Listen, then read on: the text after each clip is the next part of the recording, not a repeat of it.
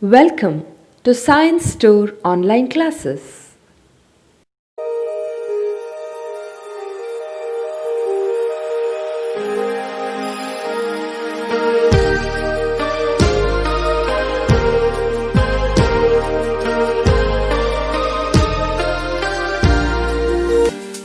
Don't forget to like our video and subscribe our YouTube channel for all the updates. Hello students, welcome to the chemistry classes. Today we shall deal with the first chapter of chemistry, that is some basic concepts of chemistry.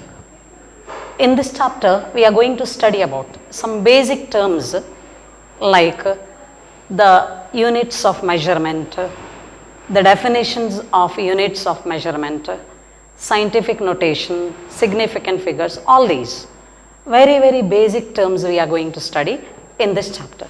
First, let's see what is a science.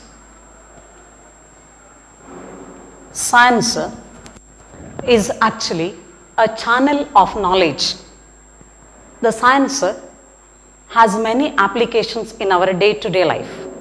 So here knowledge is converted into applications. So we can say science is channel of knowledge. The science comprises of many branches. In these branches, one of the branch is chemistry. Other branches of science, if I consider, they are, say for example, physics, mathematics,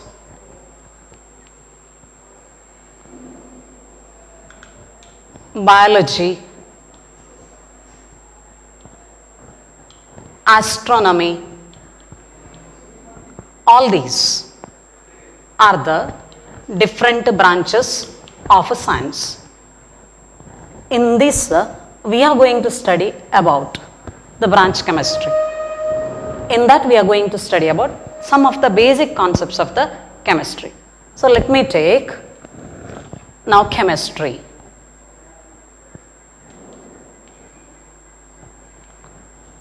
What is exactly chemistry is? What exactly it is? What is meant by chemistry?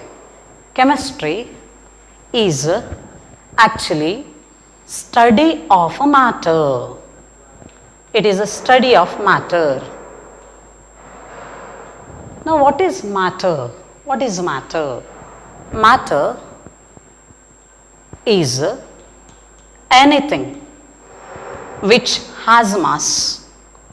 Anything which has mass and occupies space is called matter.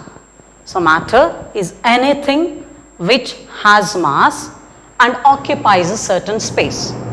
Say for example, I can consider this a chalk piece. This chalk piece is a matter because it has a certain mass, it weighs certain amount, it has certain mass and it occupies a certain space. So chalk is one example. We can consider this duster as one example. We can consider pen as example for the matter. We can consider ourselves also as a matter because we occupy some space and have mass. So all the animals, plants, all these are called as matter. They are all called as matter. Now this matter is made up of smallest particles like atoms or molecules. So we can say chemistry is study of atoms or molecules. Chemistry is also called as a study of atoms or molecules because matter is made up of atoms or molecules. These atoms or molecules are arranged in certain order they have certain composition, they have certain properties. The study of all these is also called as chemistry. So we can say chemistry, it deals with structure, composition, and properties of matter. That is, in matter, the particles are arranged in certain manner. That represents a structure of matter. The particles, they are present in certain amount. That is indicated by the term composition. And this matter has certain characteristics, and that is indicated by the term properties. So we have studied three definitions of chemistry. That is, study of matter is chemistry, or study of atoms or molecules is also called as chemistry. Chemistry also deals with structure, composition, and properties of matter. Now, where exactly we use chemistry? What are its applications? What is the importance of chemistry? About this we will learn now. So, let us consider importance of chemistry.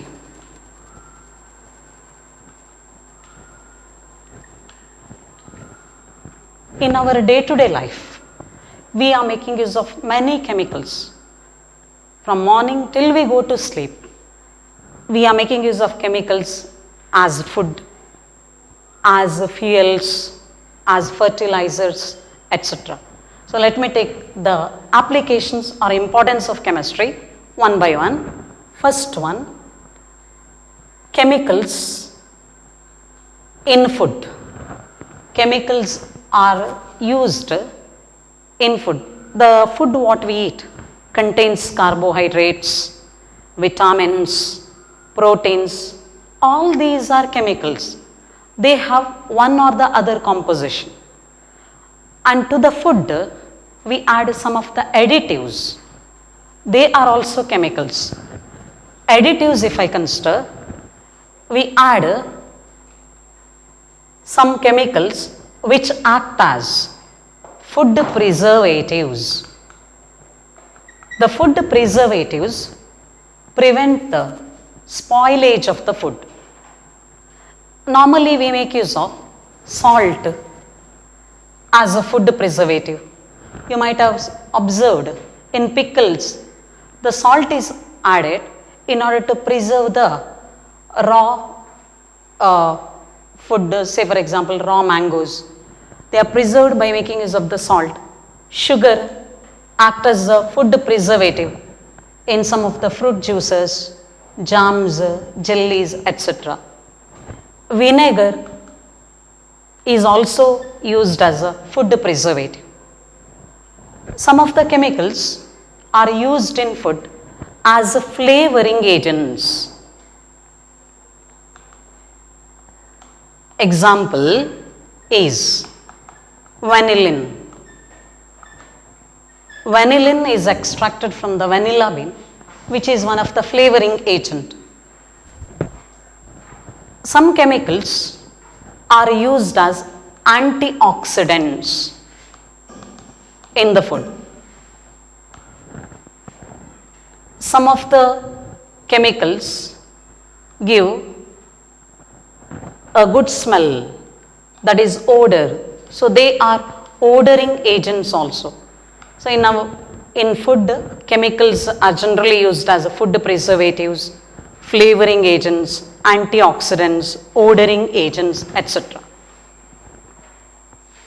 Where else we make use of the chemistry? Where else we make use of the chemicals?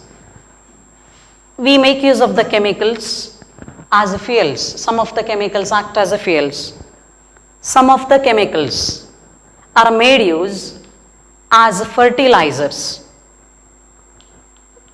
Some common examples for the fertilizers are urea, ammonium sulfate. These are some of the chemicals we make use often. Other uses of chemicals are, let me take the next one. In industry, industrial chemicals. Industrial chemicals are, in industry chemicals are used as acids, alkalis, dyes, etc. Dyes means coloring agents. In industry, chemicals are used as acids, alkalis, dyes, etc. Chemicals are also used as drugs or medicines. That is, some of the chemicals are used in the treatment of diseases, are used for curing diseases. Some examples, paracetamol we generally take whenever we have high fever. So this is the chemical or this is the drug, paracetamol, reduces the body temperature in high fever. Aspirin is one more such chemical which is used to treat fever. Some more examples if I consider. Cisplatin, which is also called Taxol, is used for cancer treatment. So it is used for cancer therapy. One more example for the medicine is azithromycin. It is abbreviated as AZT, azithromycin. This drug is used for the treatment of AIDS. See, these are some of the examples for the drugs which are chemicals. The very important examples here are cisplatin or Taxol, which is used for the cancer or tumor treatment. Another one is azithromycin, which is used for the treatment of AIDS. Azithromycin is represented by the symbol AZT. So these are some of the uses in drug industry or medicinal industry. Some more uses of chemicals, let's see. Chemicals are also used as cleansing agents.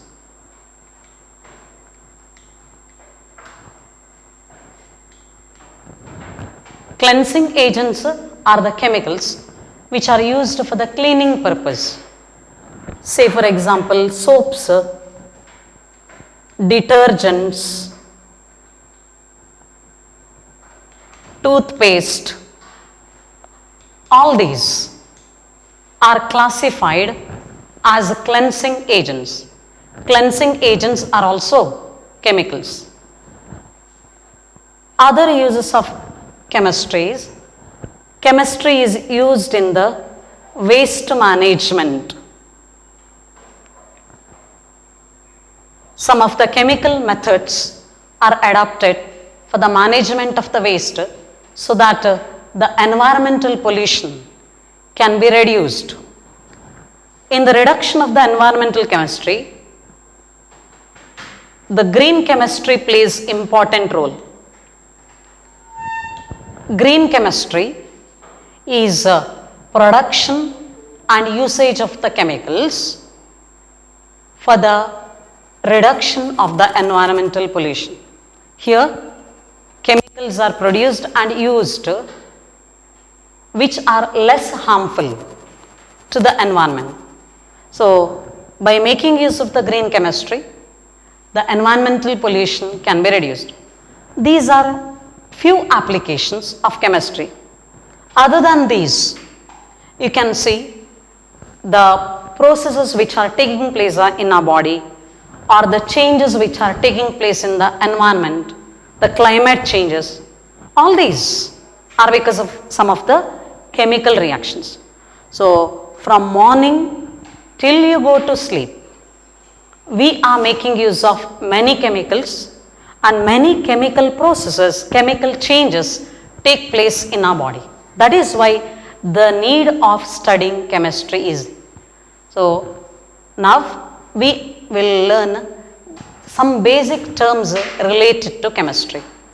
Now, in the topics whichever I have covered till now, in this, one of the important question which can appear for 1 mark is related to cisplatin and azidothymidine. The question may be like, which drug is used to treat cancer? Name the drug used in the treatment of AIDS. These are the important questions. Now let's take up nature of matter.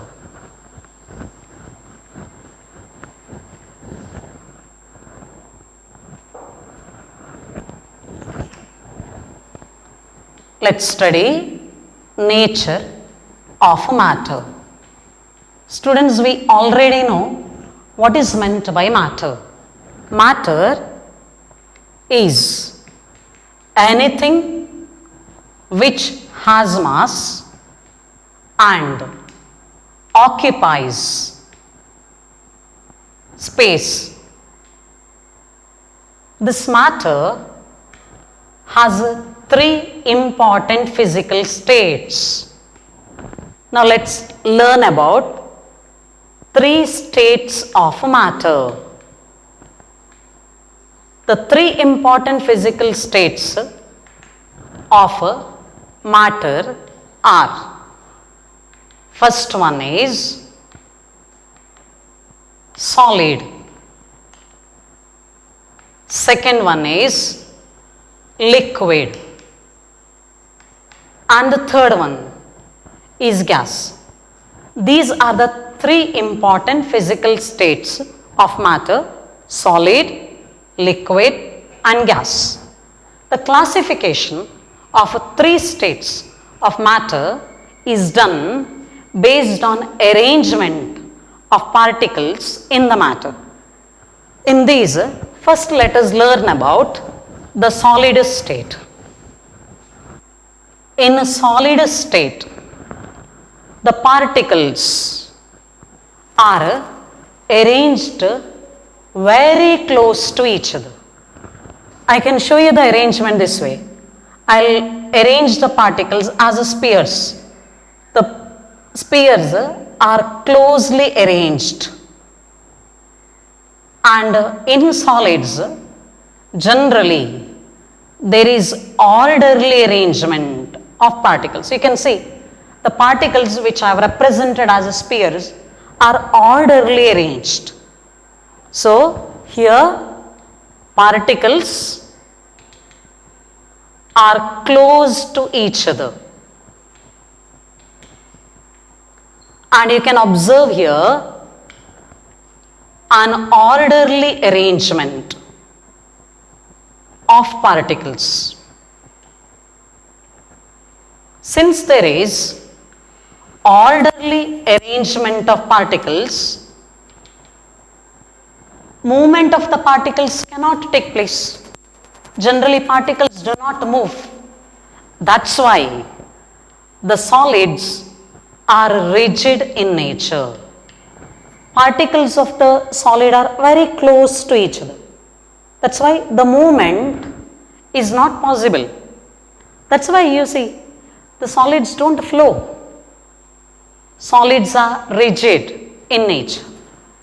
Because of these characteristics, solids have definite shape as well as definite volume. Solids have definite shape and definite volume. Some examples for the solid are, I can consider this chalk piece as example, or I can consider pen as another example, stone. You will get many examples for the solid. Solids are those in which particles are very close to each other. There is an orderly arrangement of the particles. That's why there is definite shape and definite volume in case of the solids. Now let's learn about the second state of the matter, that is liquid.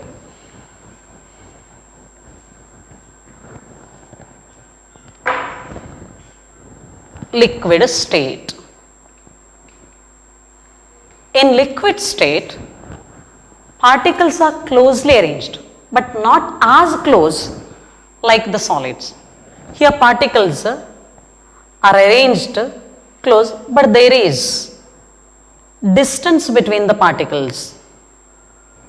There is distance between the particles. That means between the particles, attractive force is bit less compared to the solids. So particles are arranged close, but interparticle attraction is less than that of solids. You can compare the arrangement. In case of the solids, the particles are very close to each other. But if you consider the liquids, there is certain arrangement, but that closeness of the particles you don't find. They are arranged in certain manner, but interparticle attraction is less, because interparticle distance is more compared to the interparticle distance in solids. That is why the liquids can flow. Here there is movement possible for the particles. Therefore we say they are fluids. Liquids are fluids. Since there is movement of the particles, the liquids, they have definite volume but no definite shape.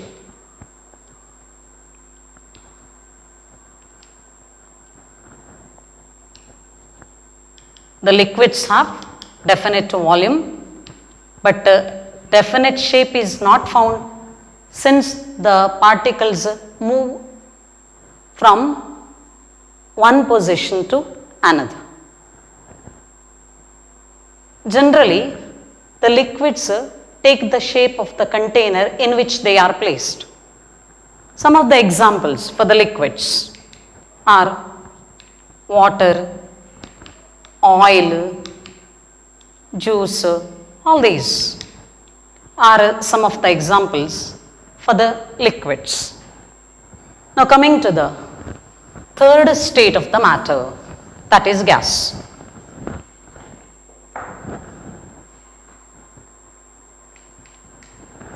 In a gaseous state, particles are very loosely bound. That means between the particles, distance is more, interparticle distance is more. Or you can say interparticle attraction is very, very less when you compare with liquids and solids. So I can say in case of the gases, particles are loosely bound or loosely arranged. Since there is no closeness between the particles, these can move easily. So even the gases are called as the fluids. And these gases, they do not have definite volume as well as no definite shape.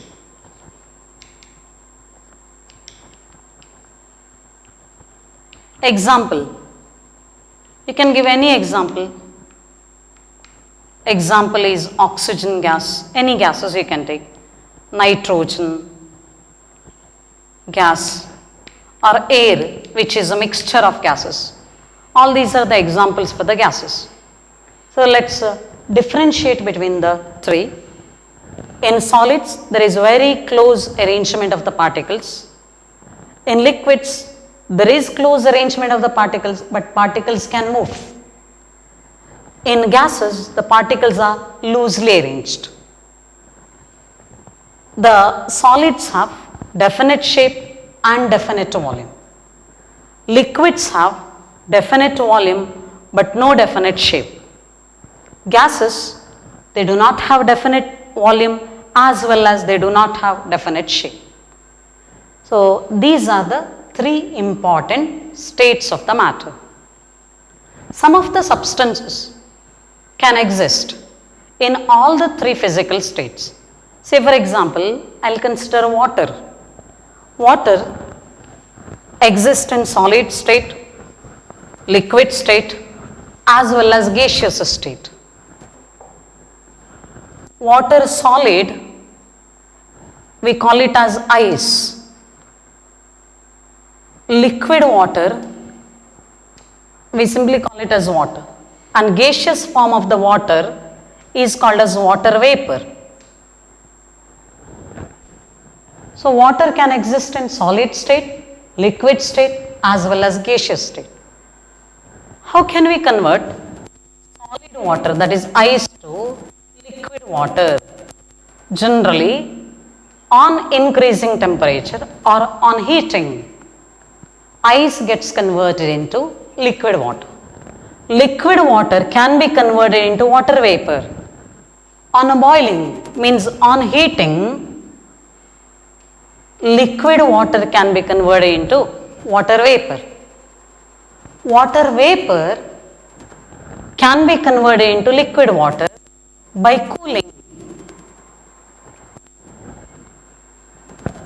Similarly, liquid water can be converted into solid form of water, that is ice, by cooling. See, here you can observe ice on heating becomes liquid water. Liquid water on heating gets converted into water vapor. Water vapor on cooling becomes liquid water. Liquid water on cooling becomes ice.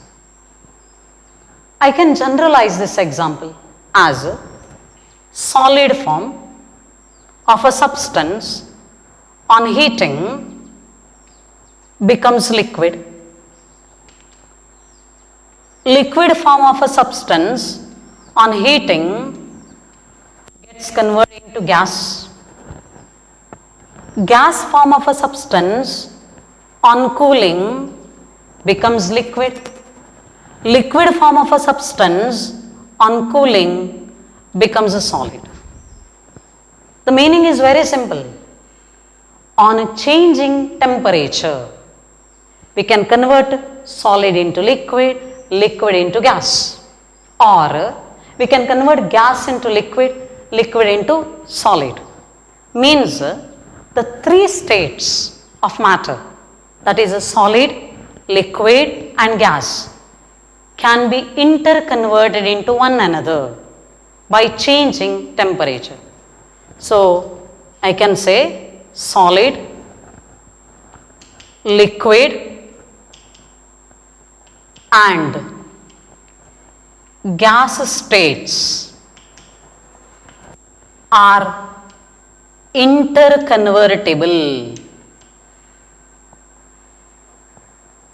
by varying or changing temperature. So here what we learnt is the three states of matter, that is solid, liquid and gas. Solids have definite shape as well as definite volume. Liquids have definite volume but no definite shape. Gases don't have definite shape and they don't have definite volume also. The three states of matter are interconvertible by changing the temperature. So this is what we learnt under nature of a matter or states of matter.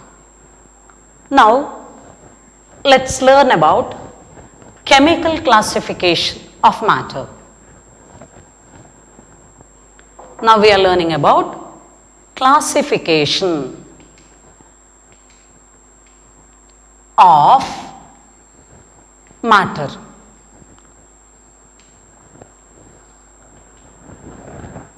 This classification of matter is done in macroscopic level or in bulk level. Matter is classified into two types in the macroscopic or bulk level. The two types are mixtures and pure substances.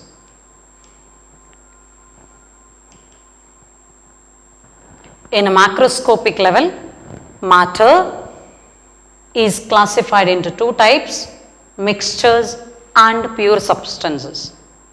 Mixtures are further classified into two types. They are homogeneous mixture and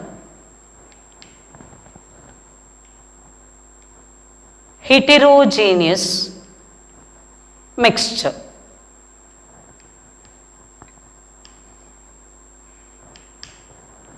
Pure substances are also classified into two types. The two types are elements and compounds. So look at the flow chart here. Matter is classified mainly into two types, mixtures and pure substances. Mixtures are again classified into two types, homogeneous mixture and heterogeneous mixture.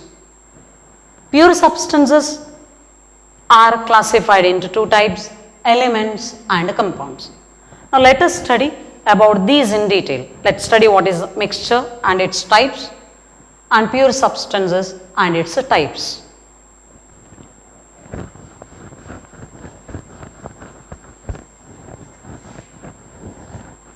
First, I will consider pure substances.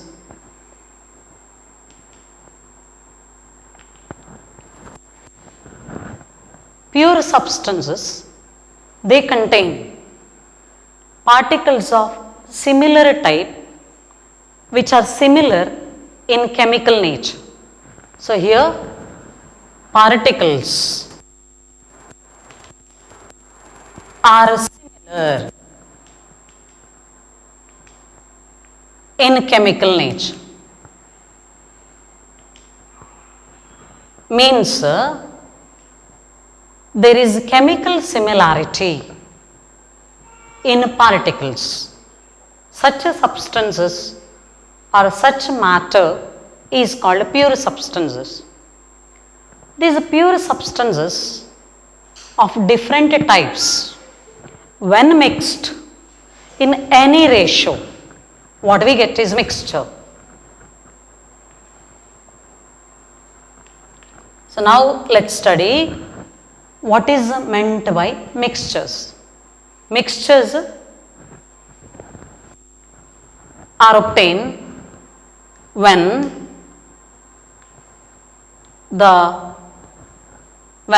two or more type of pure substances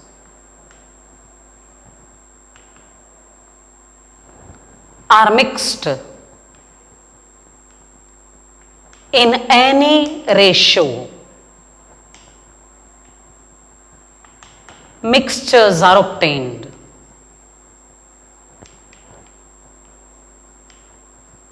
So mixtures contain more than one pure substances which can be combined, which can be associated or mixed in any ratio.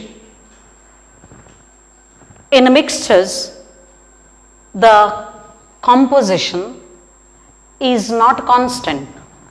Here composition is variable. Now what is composition?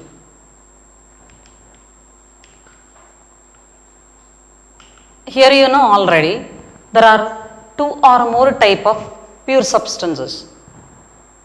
They can be mixed in any amount.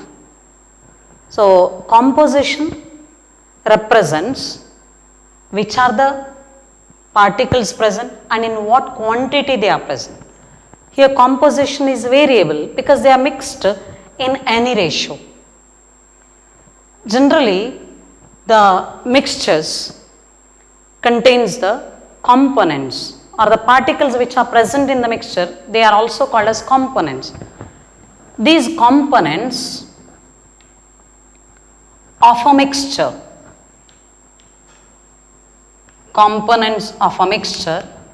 can be separated by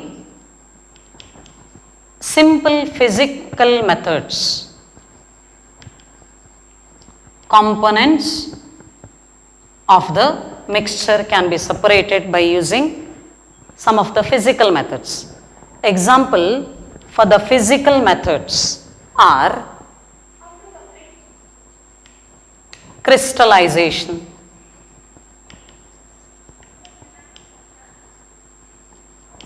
distillation,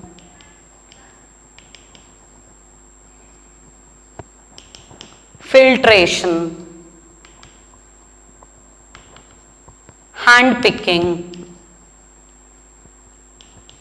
These are the different physical methods we can make use of to separate components of a mixture. Now I will give few examples for the mixture.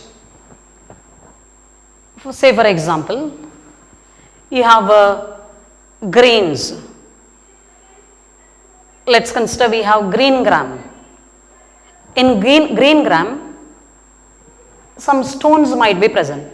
So green gram along with the stones is a mixture. In the green gram with the stones, the amount of the stones may vary. Composition can be varied. Composition is variable. If stones are present, you can remove the stones from the green gram or any grains by hand picking. So hand picking is one of the method by which components of the mixture can be separated. Let's consider one more example for the mixture. Let's say we have sand mixed with water. That is, sandy water is one of the example for the mixture. Which are the components in this mixture? One component is sand, another component is water. You can separate these two components by filtration. Keep a funnel, keep the filter paper over that and pour the sandy water. The water is obtained in the flask kept below. The sand will remain on the funnel. So this is how you carry out filtration to separate the components present in sandy water. That is, you are separating sand and water. So understand, mixtures contain two or more type of pure substances which can be mixed in any amount, any proportion. Here the components can be present in any amount. So composition is variable and we can separate components of a mixture by different physical methods like hand picking, filtration, distillation, crystallization. We can make use of these methods. These mixtures are classified into two types: homogeneous and heterogeneous. Let's take the first type of the mixture, that is homogeneous mixture.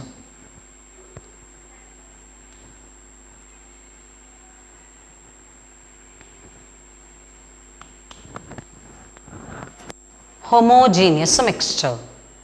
In homogeneous mixture, components are uniformly mixed throughout the mixture. So, components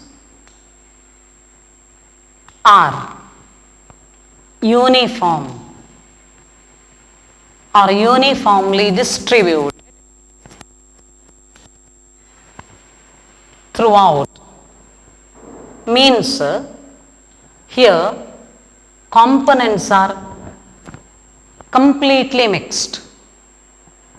Throughout the mixture there is uniformity. Example for such type of the mixture is salt solution. Salt solution is a mixture of salt and water. Add salt to the water, stir it well, you will get the uniform distribution of salt in water. Such type of the mixture is homogeneous mixture. Another example, sugar solution or sugar plus water mixture is homogeneous in nature. Here components are uniformly distributed. There is equal mixing. Another example, alcohol mixed with water is also a homogeneous mixture. If all the components present in the mixture have uniform mixing or uniform distribution, such type of the mixtures are called as homogeneous mixtures. Let's take the second type of the mixture, that is heterogeneous mixture.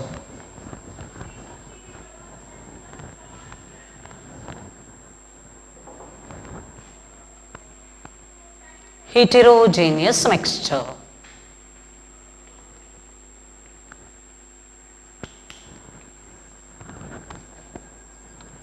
In heterogeneous mixture, the components are not well mixed. Component mixing is not uniform. Equal distribution of the components we do not find here. So we can say heterogeneous mixture is that mixture where components are not uniformly distributed or mixed throughout the mixture. Example for heterogeneous mixture is grains plus stone. You find in rice, in different grains, stones will be present. They are not uniformly distributed. Here and there you will find some stones. Such type of the mixture is heterogeneous. Components are not equally mixed here. Another example is sandy water. Here sand is one component, another component is water. This you might have observed. The sand settles down at the bottom of the container. Such type of the mixture is heterogeneous. Even you can consider oil and water mixture. Whenever you add water to the oil, oil forms the upper layer, water forms the lower layer. There is no equal distribution of both the components. Such type of the mixture is heterogeneous. So, what we learnt now is, what is a mixture? Mixture is obtained by mixing two or more pure substances in any ratio. There are two types in that, homogeneous and heterogeneous. The The classification is done based on distribution of components. If distribution of components is uniform throughout, such a mixture is homogeneous. If it is not uniform, then it is called as heterogeneous mixture. The definition and example for the homogeneous and heterogeneous mixture is 2-mark question. Define homogeneous mixture with an example and define heterogeneous mixture with an example. These are 2-mark questions. Now let's come to the one more type of the matter. Matter, we know it is classified into 2 types, mixture and pure substances. We already know what is meant by pure substances. Let us learn about it in detail.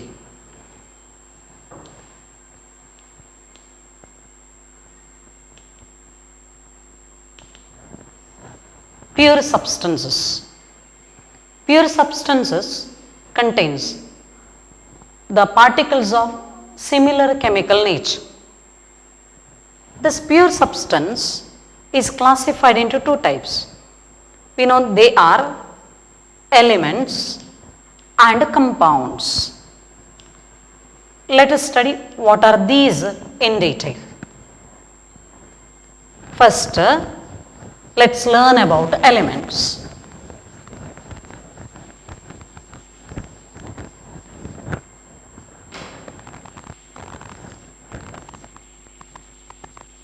Elements.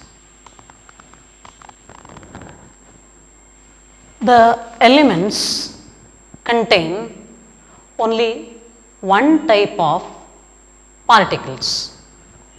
Elements contain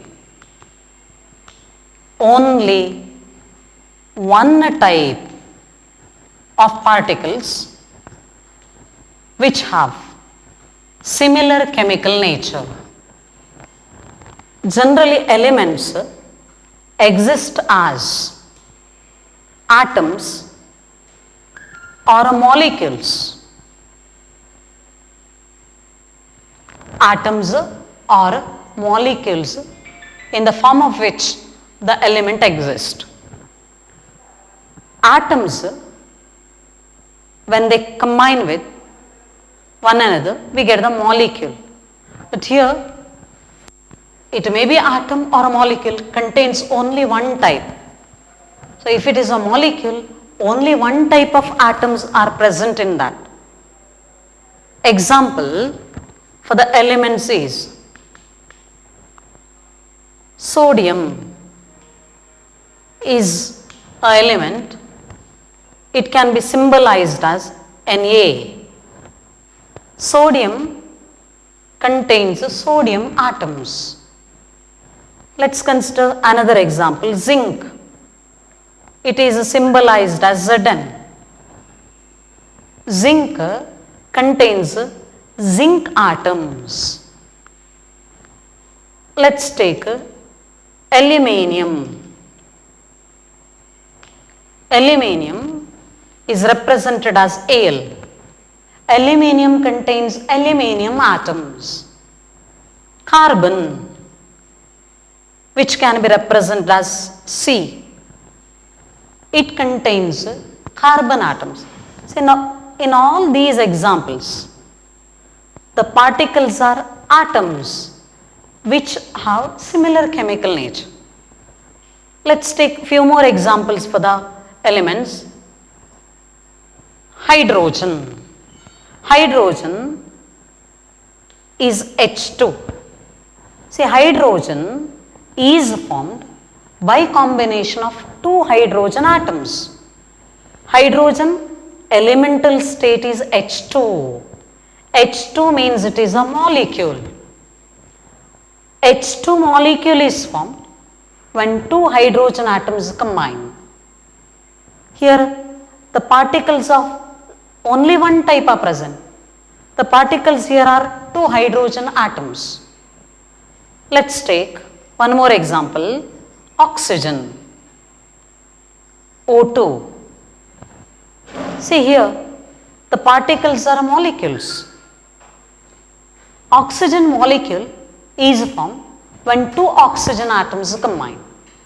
So we can say elements contain only one type of particles which may be atoms or molecules. In case of sodium, zinc, aluminium, carbon, you can see the element is atom. Hydrogen and oxygen, elemental form is molecule.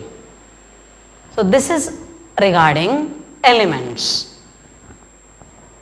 One more type of the pure substance is compound.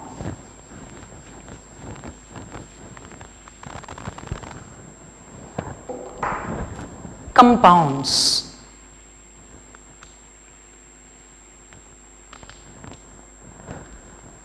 Compounds are formed when two or more type of atoms of different elements are combined in a definite ratio. These are formed when two or more type of two or more atoms of different elements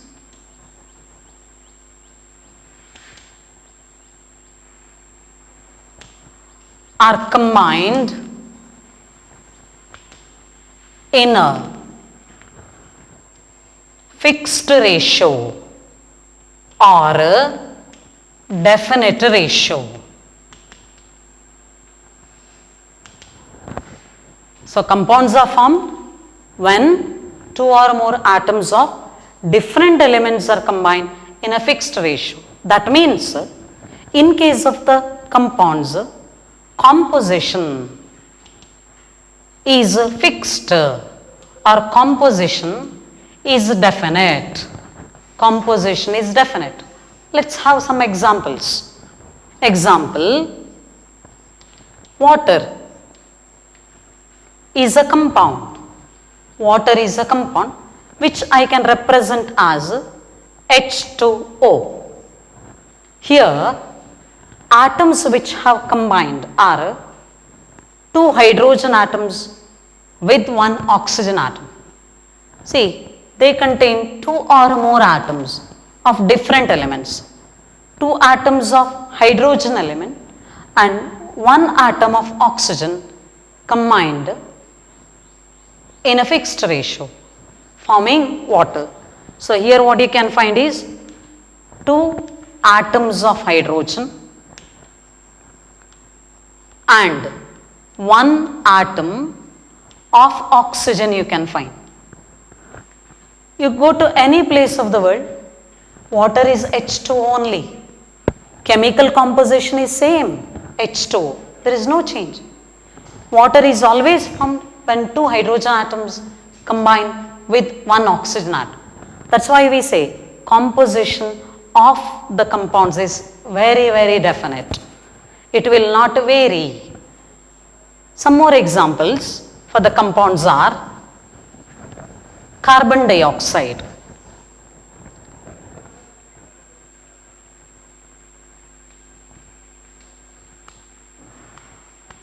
Which can be represented as CO2. Carbon dioxide, CO2. Look at here. It contains one atom of carbon plus two atoms of oxygen.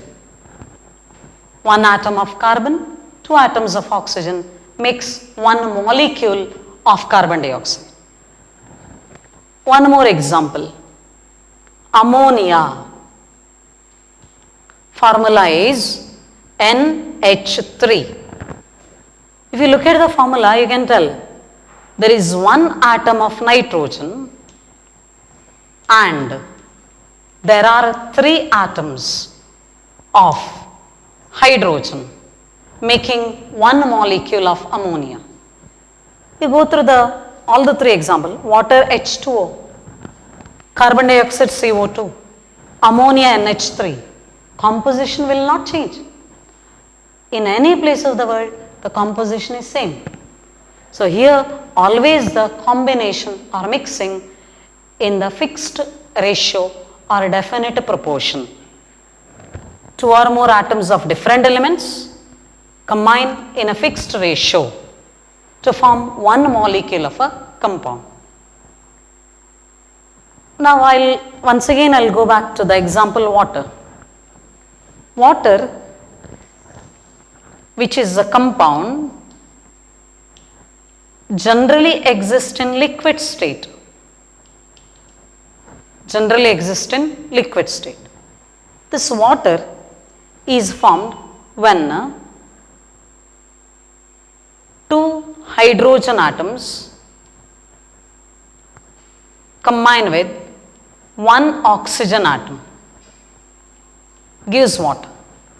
So I can write it this way: two hydrogen atoms plus one oxygen atom, when combined we get water.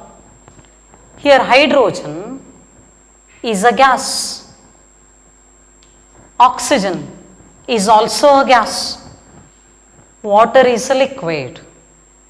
Means the nature of components or constituents of compound need not be same to that of the compound.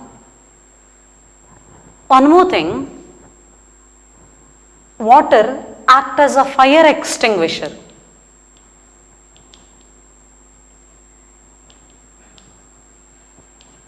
Whereas hydrogen burns with the pop sound.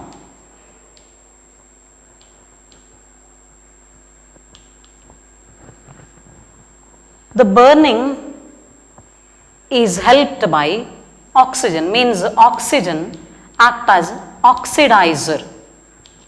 Oxygen helps in burning of the hydrogen. Hydrogen burns with the pop sound. Whereas when hydrogen and oxygen are combined, what we get is water, which doesn't have the burning nature. It acts as a fire extinguisher. Means the constituents or components of a compound have different characteristics or properties to that of the compound. So, properties of compound and its constituents are different.